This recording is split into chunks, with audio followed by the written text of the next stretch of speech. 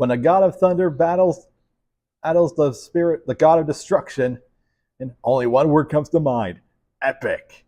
Hello everyone, it's Navik here. Been a while since I did a comic review, and I think I found a really awesome comic to make my return in: Godzilla vs. Thor. Now, Marvel's been doing a bunch of these one-shots about Godzilla fighting various Marvel characters to okay success. The Fantastic Four one was good. The Spider-Man, X-Men ones were kind of and the Hulk one was amazing. But I think out of all those, this one is the Godzilla vs. Thor one-shot is probably the best one, probably because of the creative team involved. You got Jason Aaron, who's writing basically. He reimagined Thor for the 2010s. Aaron Kuder, who is one of my personal favorite artists of all time. I'll explain why in a bit, but seriously, his art, I'm such a big fan of this guy's artwork. I have a signature of his action. I have a signed copy of one of the books from his Action Comics run. And Jesus Aburtov does some really awesome coloring that I've probably said this a lot in previous comic reviews, but it is true. The right combination of artist and colorist can make a comic really come to life. And yeah, basically, if you were following any of Jason Aaron's Marvel work, this issue definitely delivers more on that. That's because really the instigator for this whole conflict is the Hand, and specifically the Hand Priestess that Jason Aaron used during his Punisher run. And hell, you can actually see it in the Punisher's costume from when he was part of the Hand. But yeah, essentially it starts with the Hand and sacrificing a bunch of infamous killers from the world to resurrect Godzilla. And specifically, this Godzilla is the GMK Godzilla, aka the Godzilla from Godzilla, Mothra, King Ghidorah, Giant Monsters All Out Attack. Who in that movie, if I haven't watched the movie, I've read about it, seen a few videos on it, but basically Godzilla in that movie was kind of like a spirit of vengeance. It's like the souls of those killed by people in World War II Japan who reanimated Godzilla, and so he could wreak destruction upon Japan. In this case, the Hand Priestess, who is absolutely insane and murder crazy, as he resurrects Godzilla to be an avatar of the Hand's god, the Beast, which, yeah, the Beast is definitely an apt way to describe this version of Godzilla, because he is just pure destruction.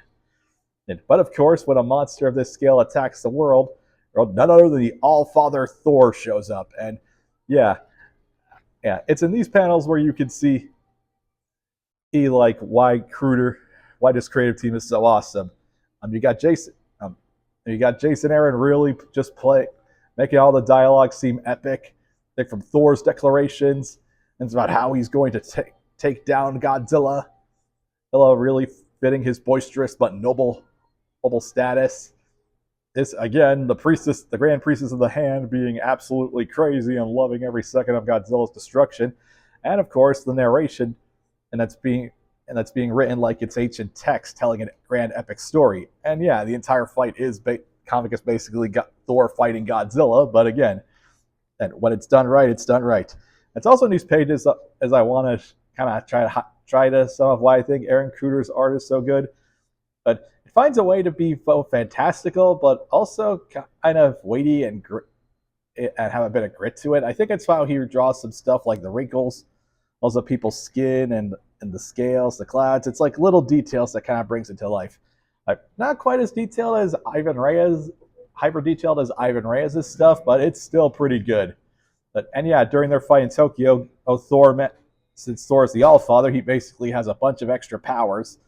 So he summons a portal to Jotunheim to basically freeze Godzilla, kind of similar to the end of Shin Godzilla, actually, to be honest. But the Hand resurrected him, and this is where the comic goes nuts.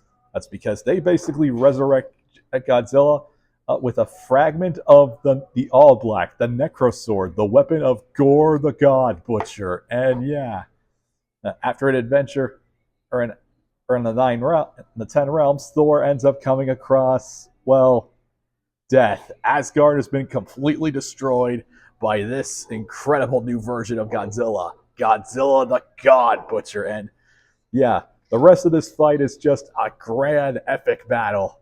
Thor and Godzilla tearing through space, fighting planet after planet, with each of them giving their all. Godzilla even grabs Thor and just fires a necro breath, which basically, yeah, all black version of Godzilla's classic atomic breath right at Thor's face. But of course, this is Thor. He won't surrender, or even against an impossible foe like Godzilla.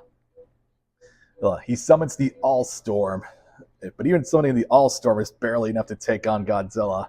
So yeah, in a final moment of desperation, and in a very gorgeous two pages, is Thor channels the power of the superstorm through him, even though he knows it'll destroy him and Mjolnir, but it will also destroy Godzilla. And yeah, that's what happens. Thor says, "See you in hell," and they both explode in a giant Big Bang-like explosion. But yeah, even though the narration tells us that the priestess disappeared after she sensed the loss of Godzilla, and the halls of Valhalla were crowded with gods, Thor basically spent his time in hell in the afterlife because, yeah, this version of Godzilla is a lot more supernatural, so he might come to life. Thor is just locked in eternal battle with Godzilla in hell, which that's definitely an epic. This is definitely an epic end for the Thunder God, and obviously this is non-canon.